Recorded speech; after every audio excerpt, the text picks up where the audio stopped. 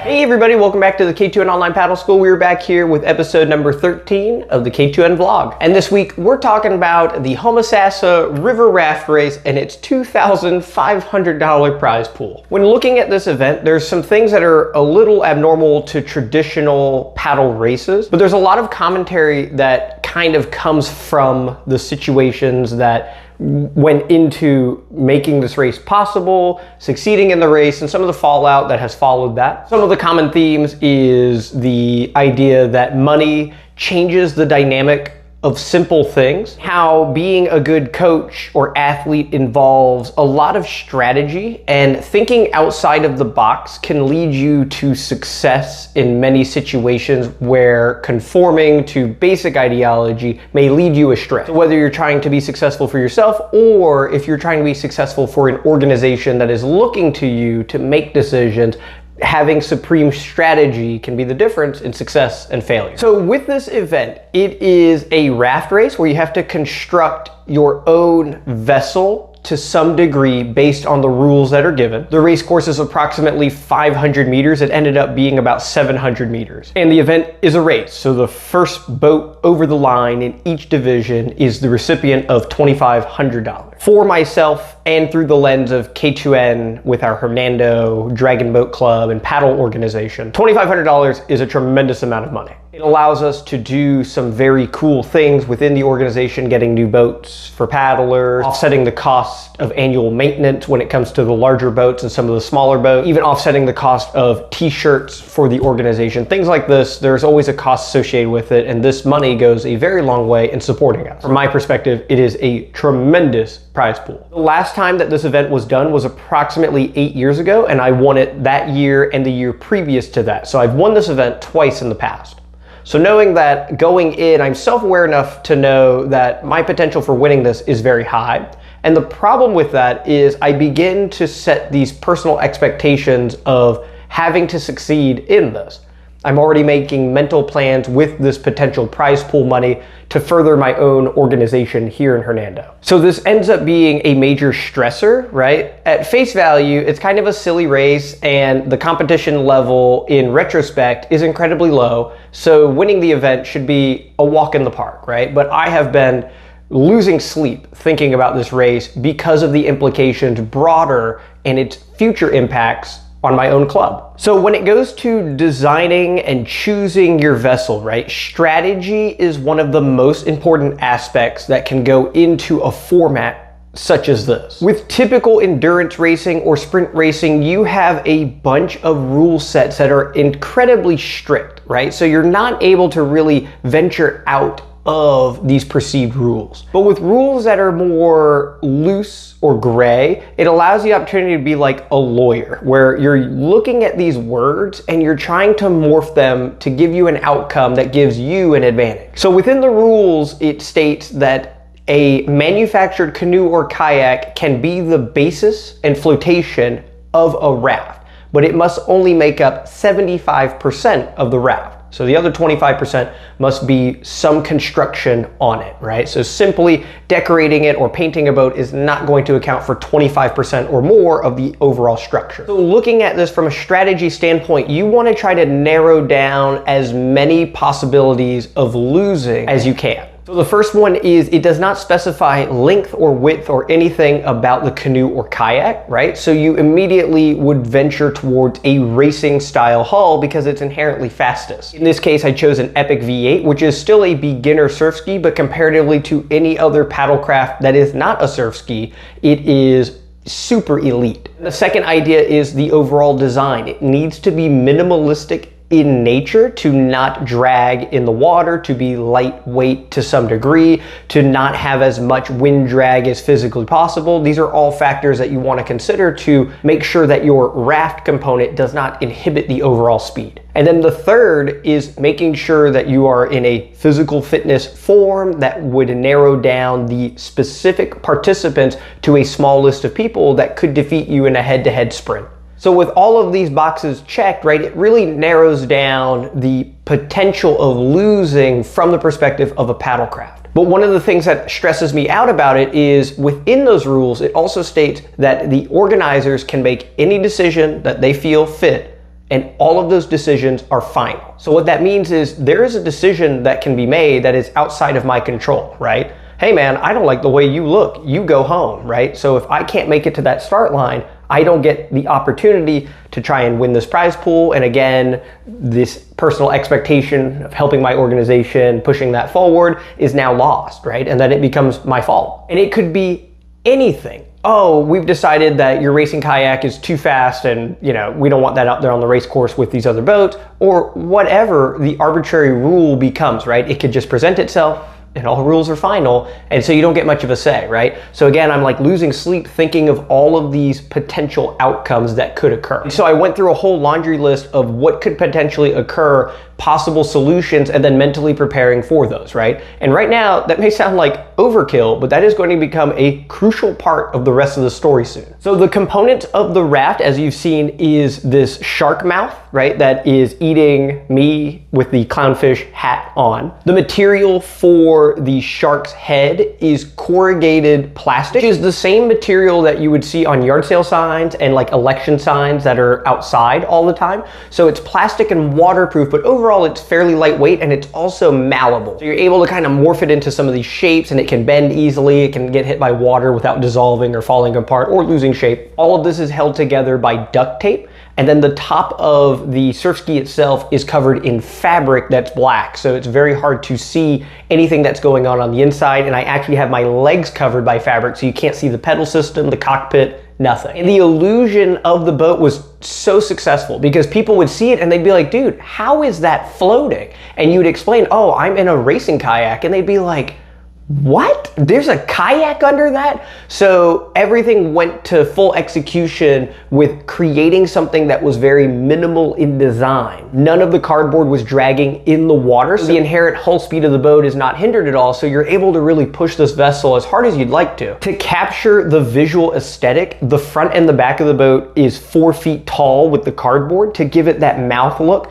And on race day, the option of cutting that down to 2 feet or 3 feet did present itself because there was a fair amount of wind. When you have 2 pieces of 4-foot cardboard in the front and the back, a 5-mile-an-hour wind is going to feel like 20 miles an hour of drag. Overall, we were able to keep the aesthetic that we had worked for beforehand, put it all together, and get it out there. So on event day, we had some K2N members that were on site that were able to duct tape all of the apparatuses to the hull. And then when I did arrive on site, I was able to take the boat, put it in the water, and test drive it and make sure all of it was held together properly. So during that phase, I'm trying to look at the other vessels that are out on the water and try to figure out what boats are potentially fast and try to figure out what kind of a strategy to create based on that. And within the paddle class, all of the boats are literally homemade. They're made of either styrofoam with a wood platform on the top.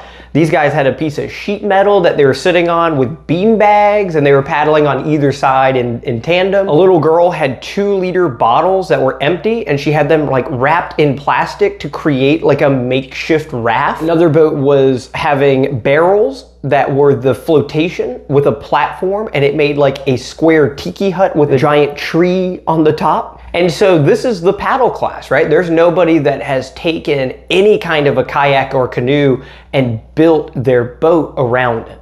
And so mentally going into it, I knew that would be a point of contention is if I show up and all these boats are literally homemade, they can make the decision like, hey, we would just want these homemade boats to go against each other. And I know we wrote it down this way, but like, you're out of here. So the event organizer comes over to me. The first thing he says is like, hey man, like she's got 2-liter bottles that are taped together. And I'm like, yeah, like I get it, I understand. But then he presented, maybe if you go into the mechanical class, it would appear to be more fair for all the participants. So now the mechanical class is against boats that do have some sort of manufactured hull, as well as a more intricate propulsion system beyond paddling. In the case of the 2 boats, they had a pedal system, so you would push into it like a recumbent bicycle with gears, and it would pull onto a chain that would go vertical down to a prop system that would spin.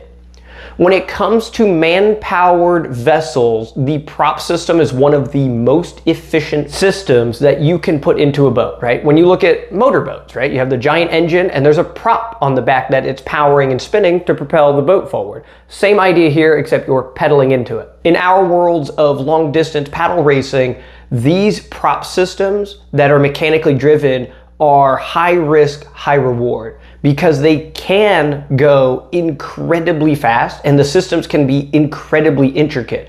But the problem is the more moving parts, the more teeth that are present, one of those system breaks and the entire thing is scrapped. So if one tooth on the bike chain breaks, its ability to transfer energy is now compromised and more of those chains are going to break. If one of the teeth on the prop breaks, the amount of force on there can rip the whole system off. So there's a lot of issues that present themselves with these prop systems. Looking at those boats, I understood that if they push into them hard enough to make them go 8, 9, or 10 miles an hour, the whole system could literally fall apart under them. The other advantage is these boats were double hulls, so they're like a catamaran style, which is a plus. It helps its inherent speed. But the downside is the overall length of the vessels was only about 12 to 14 feet long. So what this means is over 700 meters, that's a pretty long way. And if the vessel's length does not help propel its overall glide, its top speed and sustained speed are going to be inherently limited to a boat that I have that is 18 feet long. The advantage of the shorter vessel is that it can accelerate quicker, potentially, right? So knowing that the start line is probably going to be the hardest part of the race overall is something that I'm mentally preparing for. And mind you, as I'm having this conversation to make this gigantic decision of switching into a different division, the two pedalers in the mechanical class are already on the race course. They are not privy to this conversation at all. So I do the risk assessment. I think that my chances of winning are still astronomically high, so I agree, sure, I'll go with the mechanical class. So the paddle class goes first, and I think first place averaged probably like 2 miles an hour. It took them like 20 minutes to go 700 meters, so it's under a half mile. So 1.5 to 2 miles per hour total. And then a lot of the boats did not finish because they weren't able to contend with the wind and the current going up towards the island. Some of the boats were towed up and then floated on the way back. As we prepare to do the mechanical race, the other two boats are not aware that I'm actually racing with them, right? So they're looking at me and they're like, oh yeah, haha, whatever, the guy's in a shark, but he's paddling it, right? He's not using a prop or any drive system. So they think that I missed the start line for the paddle class and I was just out there for fun, right? So they're not really thinking about what's about to happen. We line up on the start line, they blow the horn, and we start going, and I instantly could feel that their eyeballs turn to look at me and they realize what's happening. I'm in a paddling vessel, but I'm racing in their category and I have just jumped to the front. Current was pushing into us and the wind was blowing into us as we made our way up to the turnaround point. So I have all of this wind drag that's pushing into the vessel. It is a negative as well as a positive. If I can get to the top turn first, when I turn around, all of this begins to act as a sail with the current and I can go extremely fast to the finish line if necessary. So even if I'm not in ideal position, the chance of winning over that next quarter mile is very high. I make it to the top turn pretty cleanly, and one of the last things to cement the win is making sure that I hug that turn as close as possible to not give them the advantage of coming on the inside. The only thing they can do is match the distance that I've elapsed or go further, which I think was the real outcome. I wish I had the GoPro on my head for that, because coming around the island, it is literally Homosassa Monkey Island. On the check here, we have this actual monkey hanging out here, and that's not like a metaphorical thing. Like, there's actual monkeys that are alive on the island. So as I'm cutting this turn incredibly close, there's little buoys as a barrier, and these monkeys have jumped down to the edge of their island, and there's only probably 5 or 6 feet between us, and they are literally screaming at me. I don't know if it's from the human activity or if my vessel activated some instinct in their monkey brains, but they were definitely incredibly responsive to me being that close to the island. I have paddled out there a number of times in the last decade, And they usually are not that interested in people coming and going, right? Sometimes they'll walk to the edge of the island, look at you, or kind of posture. But these guys were actually howling at me, which was kind of freaked me out, to be honest. So after getting almost bamboozled at Monkey Island, coming around, clearly going to win, drifted down towards the finish line. I was able to get ahead of all the support boats as well, so I won in both the mechanical and the combustible engine division.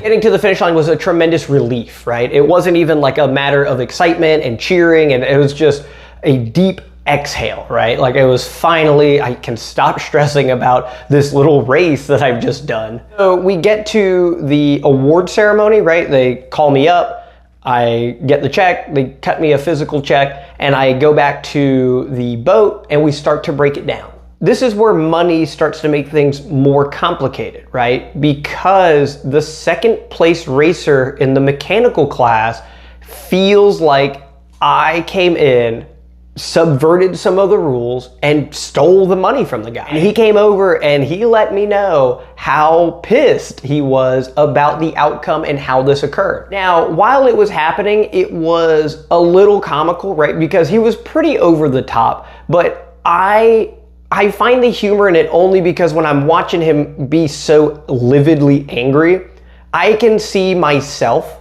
in that reflection, right? I have been on the short end of some decision, some call, and I have been every bit as upset or more angry than that guy was. At the end of the day, right, just like the rules say, they can make any call and it's final. And so when it comes to the mechanical class, there is nothing in there that would suggest that I could even enter it, because I would need an exterior form of propelling my boat beyond solely the paddle. So on paper, he's done all his due diligence to ward off any other crazy contraptions. None of them sign up on race day, but boom, I'm able to switch classes at the last second and take the win. Even in this scenario, the whole reason I stressed out for a whole week is I could have easily have been shorted just like he felt, right? That could have been me in this grand scheme story, right? They could have come over, hey, we decided manufactured hulls are not cool, so you're out of here. And I don't get a chance to race, and then all of a sudden I'm the one crying the blues because I've missed out on this opportunity. And everybody puts up something towards this gamble, right? Getting all of the cardboard and the spray paint and the tape and the fabric for this boat, the amount of money that it goes into having vessels like this and upkeeping them. There is a gamble inherently to even enter in. And he felt the same way, manufacturing his own boat, cutting into his own boat, fabricating all kinds of apparatuses on the outside, spending travel expenses, hotel fees. There's a lot of money that went into this gamble. And it sucks because it's a lot of money. If it was a $100 gift card to Chili's, I'd just give it to the guy. Who cares? But with $2,500, it supersedes my personal usage with it because there's a larger implication having an organization wanting to extend paddling in my area. I'm the one that has to do it with the resources that I have available. And so unfortunately, all of this heartache goes into it and I have to get the reward from it. And that's kind of the ugly side of sports in general. When somebody wins, somebody loses, right? And depending on what the stakes potentially are, right, it can be a emotional roller coaster. And at the end of the day, like, is this guy not going to eat food because he didn't get the raft race money, right? It's not that serious, but it's enough that it becomes a tension that flares up emotions. But when it comes to strategizing and coaching, you can see that there's a lot of thought that went into this little race to increase the percentage of success. Many people will just say, well, if you're just faster, you'll just win every time. And I feel like people that have that demeanor have not had enough results that come down to the smallest of margins. In these super micro small margins, this is where strategy is implemented to make the difference. Interpretation of the rules or the execution of a game plan, whatever it is, having strategy can be the difference in success and failure. This is why most sports teams have a coach, right? That is their strategist, and these people make that vision possible. So with this event, checking off all of the possible things that I can control, considering the things that I cannot control, and having a backup plan for each of them, it allows you this opportunity to keep the percentage levels high and try to get the reward that you're looking for. Strategy is one of the best parts of sports, right? It's like a game of mental warfare, and if my plan executes better than your plan or vice versa, each one of them is a learning experience that you can build from. And again, it's a skill that you can give to more people by sharing how you would go through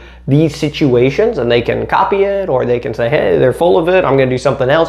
Whatever it is, right? But this information arms race is always an important one for us to push forward with. I hope you guys enjoyed the footage of the raft race and some of the photos. If anybody wants the clownfish hat, let me know. We'll try to raffle it off. Thank you guys so much, and we'll see you all next week for episode 14 of the vlog.